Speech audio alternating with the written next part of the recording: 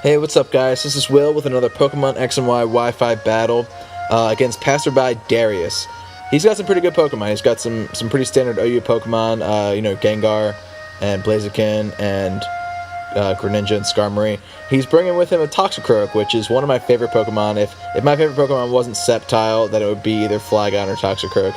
I brought with me my new Ditto. And my new Mega Manectric. A lot of people use Mega Manectric, and I see them as pretty useful, so I wanted to try it out myself. So with this batch of battles, I brought Mega Manectric along. He leads off with his Skarmory, and I lead off with my Ferrothorn, two very predictable leads.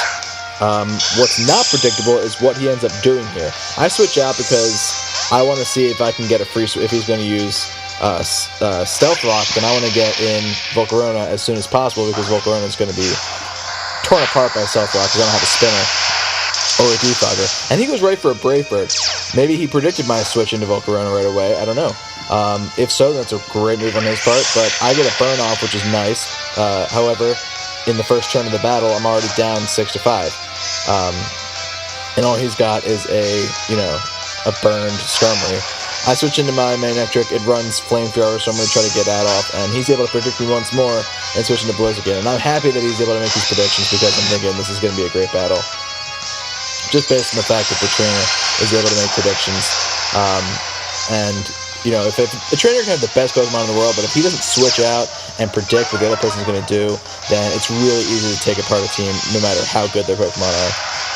I use Flamethrower, it's not going to do a lot. Right away I'm going to go for the Volt Switch, and he's going to Mega Evolve, which is really interesting because people don't use Mega Blaziken as much as I think they should.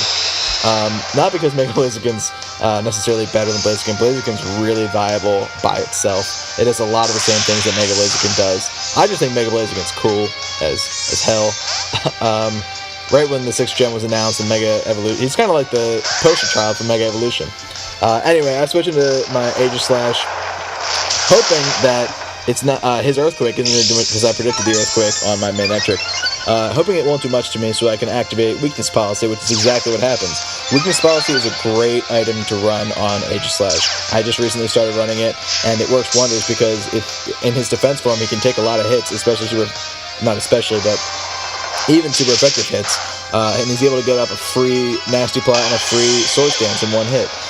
And then he's got Shadow Sneak, which can hit really fast. So I'm able to do that, take out his Mega Blaziken. He's going to switch into Gengar. I'm playing the, better safe than sorry route here. I don't really know what he was thinking, switching into Gengar. I thought if he's got Gengar, he's going to have a Focus Sash or something. Regardless, I go right for the Shadow Sneak. And much to my delight, he is not running a Focus Sash, and I'm able to take out his Gengar right away. Here's where it gets interesting. He switches into Toxicroak. And I'm never going to underestimate Toxicroak, because Toxicroak can run, any number of sets. He's got a special set that he can run. He's got, with Poison being a lot more viable now, you'll see a Toxicroak a lot more, even though Rain was nerfed in this generation. I'm going to see that he's going to go for Sucker Punch, and now that I'm into my defense mode, I think maybe I can take one of these things. I am sadly mistaken. He gets off a critical hit. I don't know if that would have mattered. Toxicroak is pretty strong. And Sucker Punch is a great move against Aegislash. So I switch into a Smash Bro. I'm running Extra Sensory in the Smash Bro, so I'm going to try to take it out that way. And once again, he predicts me. Again, a bittersweet thing, because I don't want to be predicted, but I'm glad that he's able to make these predictions. He switches into Metagross, and, Extra Sensory is nothing really to scratch on Metagross. He goes for Bullet Punch. I'm a Psychic type. I don't know why he didn't maybe switch out again with Metagross or whatnot, but because Steel doesn't resist Dark anymore in this generation, I'm able to take him out pretty easily with a Dark Pulse. I run a Life Orb on my Greninja most of the time, so that wasn't a problem there, taking out that Metagross. He switches into his own Greninja here, and I'm not one for Greninja on Greninja battle if I can avoid it, because it's really hard to predict what the other person's type's going to be and what your type should be. So I switched out as soon as I could, because I had things that could counter this thing, such as my Ferrothorn can counter it pretty well defensively.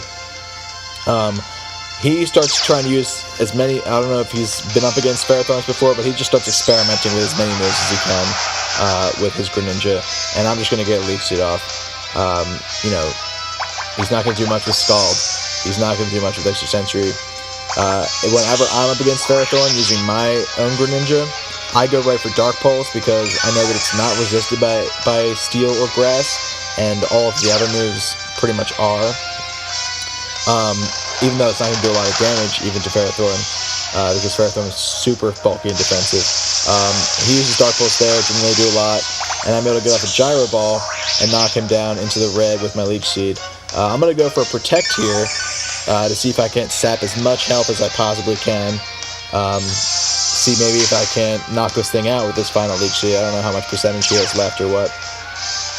He's going to go for his last move possible, Ice Beam. I don't know why you would ever use an Ice Beam against the Steel. Maybe because Grass is weak against Ice, I don't know.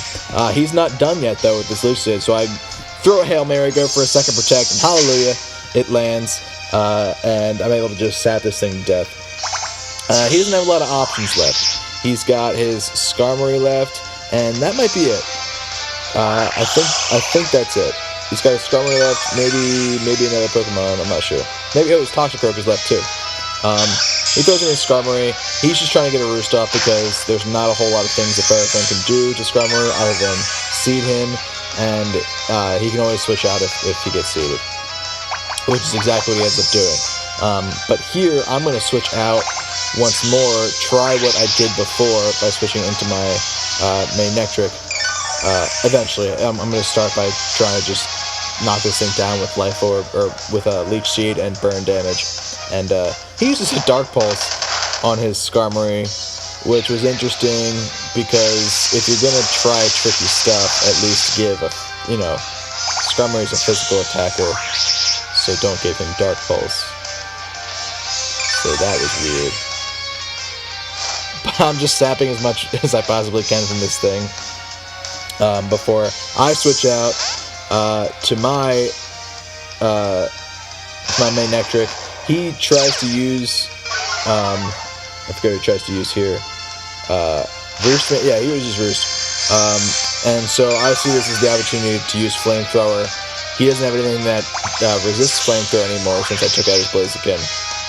But, regardless, he's still going to switch into his Toxicroak to see if he might be able to live more than half and get off an Earthquake if his Toxicroak even runs Earthquake. Luckily for me, I'm pretty sure it's a Dry Skin Toxicroak because that was a lot of damage, and Dry Skin Toxicroak has a hidden weakness to fire as one of the trade-offs of being able to absorb water moves. So his Toxicroak is gone, and here comes Skarmory, and I'm going to be able to take this thing out no problem. I ended up with a lot more Pokemon than he did, but when you're in the battle, it really doesn't feel like... It really didn't feel like I was winning by as much as I ended up actually winning by. So yeah, good game, Darius. I was able to take a bad start and turn it into a pretty decent match. I played 2 games against Darius. I think he did a rematch with me, but he did some weird stuff in the rematch, so I decided not to even try to upload that one. I just stuck with some of the good decisions that he made in this game. So thanks for watching, guys. Post your friend codes below. Challenge me to a battle. I'm tired of battling passerbys. And in a while, Sceptile.